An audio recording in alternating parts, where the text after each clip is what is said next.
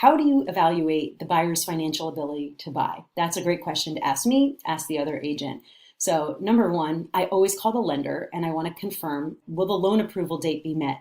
Will the settlement date be met? Is the buyer indeed putting down X percentage? What is the rate today? So that I know that the rate in the contract that the buyer is maxed out at is above what the buyer's rate is today. Because the last thing you want is the rate to go up and then the buyer to ask you to pay points, a percentage of the loan to get the rate back in the range that they said was acceptable. Not only am I calling the lender to confirm aspects of the buyer's mortgage contingency, I'm also looking at the buyer's financial information form. So number one, there's a series of questions and I want to see, are there any red flags as far as bankruptcies and things like that?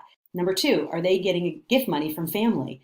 Have they received that money already? Or is it forthcoming, which always is a little bit nerve-wracking that the money isn't there already. Then I'm also looking at assets. Do they have enough assets, stated assets, that cover the amount needed for the down payment and the closing costs?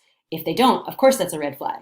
And then lastly, I also look at the annual income and see, does their monthly payment make sense for their annual income? I just want to make sure everything jives with each other so that way we can be confident that this buyer is in financial good standing. And of course, if it's a cash buyer, I want to get proof of funds. So a bank statement showing that they can cover the closing costs and the sales price.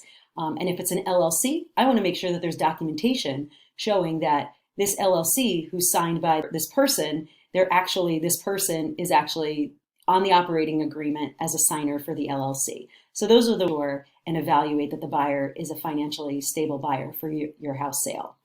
So if the other agent can't articulate how they evaluate a buyer and indicate that they do go to the lengths that I do to evaluate, that would be a red flag for me.